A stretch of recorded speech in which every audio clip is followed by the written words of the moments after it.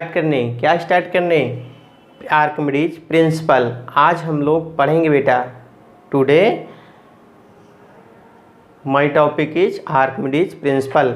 आज जो हम लोग को पढ़ना है वो आर्किमिडीज प्रिंसिपल और प्रिंसिपल ऑफ फ्लोटेशन बेटा।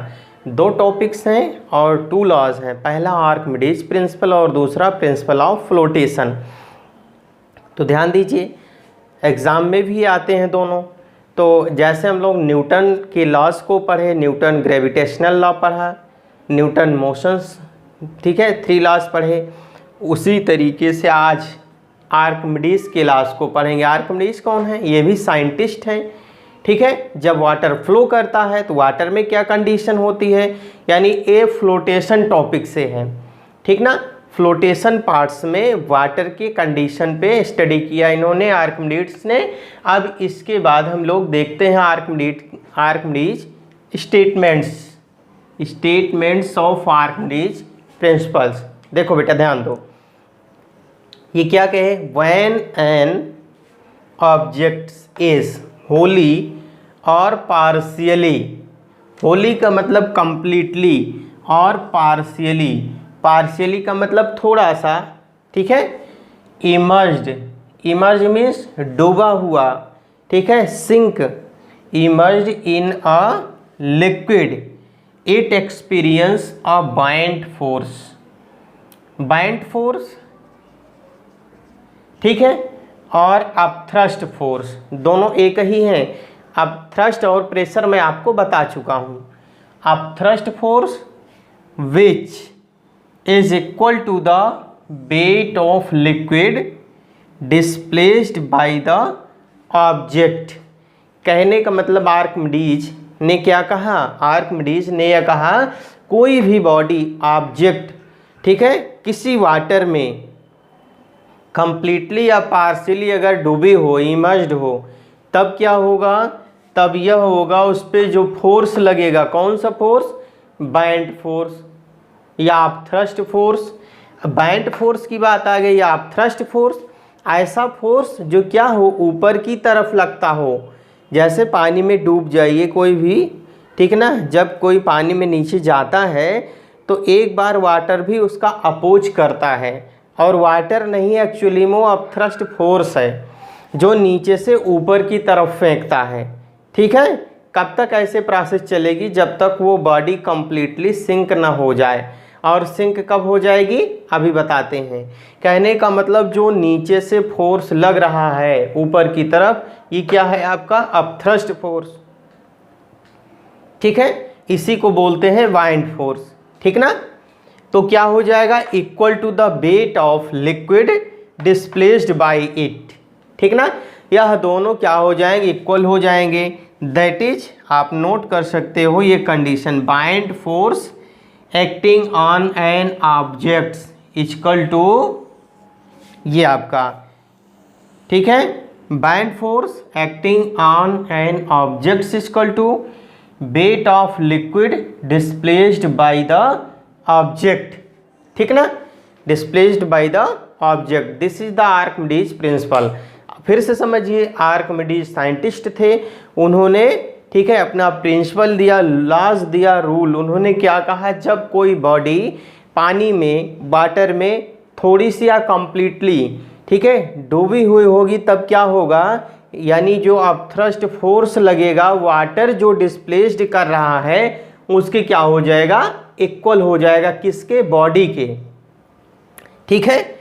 जैसे यहाँ पे कंसीडर कर लेते हैं कोई, ठीक है, ये कंटेनर है, इसमें वाटर, अब यहाँ पे, ठीक, कोई ऑब्जेक्ट ले आकर के यहाँ सिंक की जा रही है। तो ये देखो, ये आपका ऑब्जेक्ट यहाँ पे ये पार्शियली इतना डूबा हुआ, इतना निकला हुआ है, और जैसे ये नीचे जाएगा, डूबने की कोशिश करेगा, यहाँ से एक फोर्स ऊपर की तरफ, ठीक है, अपर पोजीशन पे लगेगा, ये फोर्स अपोज करेगा कि बॉडी डूबने नहीं देगा, ठीक ना, यहाँ। तब ये क्या हो जाएगी? ऊपर निकल जाएगी थोड़ा सा, और ये भी दिखेगा यहाँ थोड़ा डूबी हुई है। कहने का मतलब यही है, होली या पार्शियली इमर्ज्ड हुई हो ऑब्जेक्ट में, तब ऐसी कंडीशन क्या कहोगे? तब यही कहोगे ना, bind force acting on object, ये चीज़ जो ऊपर को लग रहा है ये फोर्स, ये किसके इक्वल होगा? Wait of liquid displaced by the object. यानी ये जो ऑब्जेक्ट का वेट है ये वाटर में डिस्प्लेस्ड कर रहा है, ठीक ना। तब ये कंडीशन बनेगी, क्या होगा? ऑब्जेक्ट होली या कंप्लीटली, ठीक, होली या फिर पार्शियली इमर्ज्ड ही रहेगी, ठीक ना। इसके लिए कंडीशन है बेटा, कब वो सिंक करेगी और कब फ्लोट करेगी, ठीक है। तो उसको हम लोग पढ़ेंगे प्रिंसिपल ऑफ फ्लोटेशन में। अब यहाँ पे ये कंडीशन अगली आती है, अगला टॉपिक जो आता है वो एप्लीकेशंस है। किसके एप्लीकेशन है? ठीक है ना, principle of Archimedes, Archimedes principles के एप्लीकेशंस हैं बेटा। तो आर्किमिडीज प्रिंसिपल का यूज कहाँ कहाँ करोगे? इसका यूज हम लोग कहाँ करते हैं? इसका एप्लीकेशन की बात करें,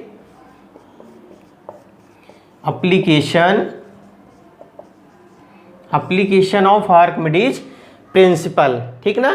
तो designing the ship and submarine, designing the ship and submarine,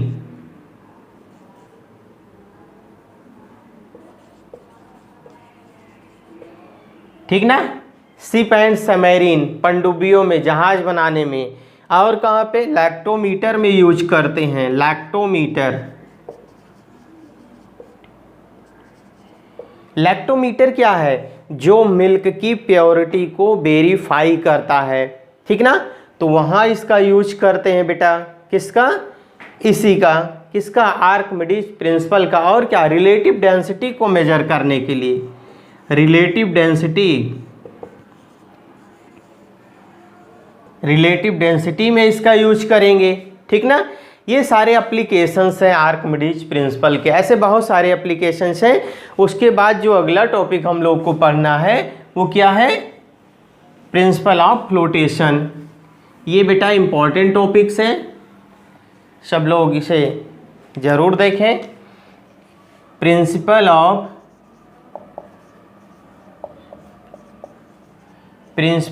flotation,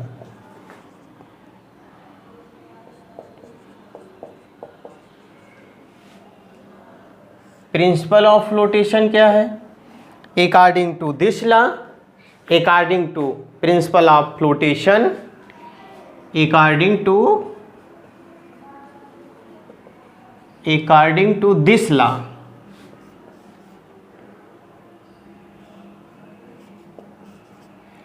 according to this law an object according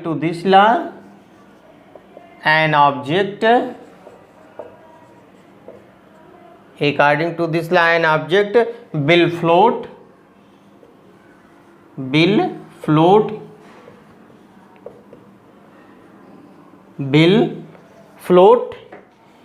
a liquid, will float in a liquid if weight of objects is equal to the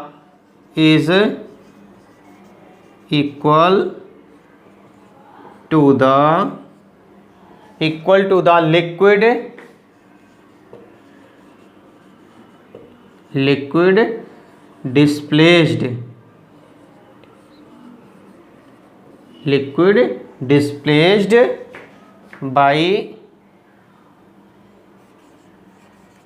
displaced by the object, displaced by it या फिर object, ठीक ना।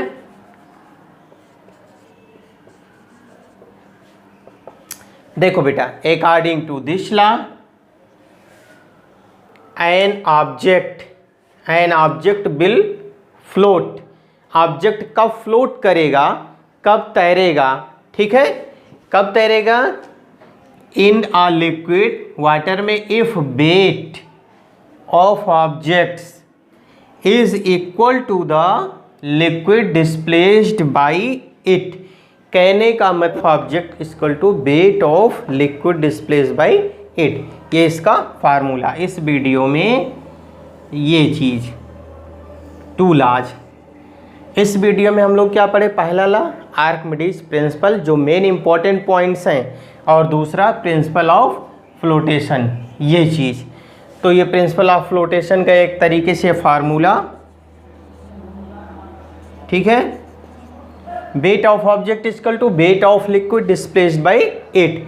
अब इसमें बेटा condition है कब object float करेगा और कब ऑब्जेक्ट सिंक करेगा, ठीक है। तो देखिए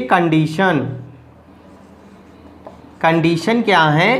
पहली कंडीशन नंबर 1, अगर कोई, ठीक है, ऑब्जेक्ट जैसे यहाँ कंसीडर कर ले कोई, ठीक है, कंटेनर ले लेते हैं वो यहाँ पे, ठीक ना, कंटेनर ले लें और इसमें वाटर फिल कर दें। तो यहाँ वाटर फिल कर दें और कोई ऑब्जेक्ट यहाँ पे सिंक करवाएं इस तरीके से। यहाँ देखिए ध्यान से, ये आपका क्या है? वाटर है, यहाँ पे वाटर फिल हुआ है, और ये क्या है आपका? ऑब्जेक्ट्स है। तो यहाँ जब सिंक करेगा तो यहाँ से एक फोर्स ऊपर को लगेगा, ये जिसको अभी अभी हम लोग पढ़े अपथ्रस्ट फोर्स, बाइंड फोर्स, ठीक ना।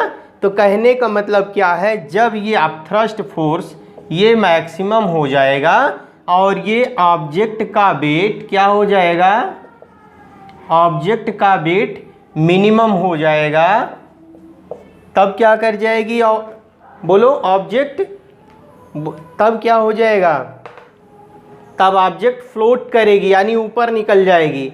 अगर यहीं पे कंडीशन नंबर 2, यानी यहाँ क्या हो जाए? ये अपथ्रस्ट फोर्स मिनिमम हो जाए अपोजिट, और ये वेट ऑफ ऑब्जेक्ट मैक्सिमम हो जाए, तब यही क्या करेगी? ऑब्जेक्ट यहाँ आकर के सिंक हो जाएगी बेटा, सिंक हो जाएगी, डूब जाएगी। और तीसरी बात, तीसरी कंडीशन, जब इसका वेट ऑफ ऑब्जेक्ट और ये जो अपथ्रस्ट फोर्स लग रहा है, ये अपथ्रस्ट फोर्स और ये wait of object by displaced by the water अगर इक्वल हो जाएं, तब यहाँ पे क्या हो जाएगा? Object will be float. तो ऑब्जेक्ट यहाँ पे क्या कर जाएगी? फ्लोट हो जाएगी, यानी तैर जाएगी, तैरने लगेगी। ये कंडीशन हुई। इसके बाद बेटा इसमें जो अगला टॉपिक आता है वो है डेंसिटी। तो यहाँ पे डेंसिटी ना गा करके हम लोग यहाँ पढ़ेंगे रिलेटिव डेंसिटी, ठीक है। रिलेटिव डेंसिटी, तो रिलेटिव डेंसिटी क्या है? यहाँ फिर वही बात आ गई। Relative density may be defined as the ratio of the object and to the ratio of water. कहने का मतलब रिलेटिव डेंसिटी क्या होगी? The ratio of substance to the, यानी ratio of water and the ratio of water. ये कह सकते हैं हम लोग relative density ratio of substance upon ratio of water, ठीक ना। ये रिलेटिव डेंसिटी। इसकी यूनिट की बात करें तो यहाँ रिलेटिव डेंसिटी की यूनिट क्या होती है? यूनिटलेस होता है ये, यूनिटलेस, यानी इसकी कोई यूनिट नहीं होगी रिलेटिव डेंसिटी की। और यही डेंसिटी की बात करें मास पर यूनिट वॉल्यूम, तो डेंसिटी जो होगी उसकी यूनिट होती है केजी, किलोग्राम पर मीटर क्यूब। ये चीज़ आपका डेंसिटी की यूनिट किलोग्राम पर मीटर क्यूब, और रिलेटिव डेंसिटी क्या हो जाएगी? यूनिट लेस हो जाएगी बेटा। ये हम लोग ग्रेविटेशन चैप्टर में लास्ट पॉइंट है। आज हम लोग का ग्रेविटेशन चैप्टर एंड होता है। अब हम लोग इसके बाद अगले वीडियो में सॉल्व करेंगे numerical problem. Okay, thank you.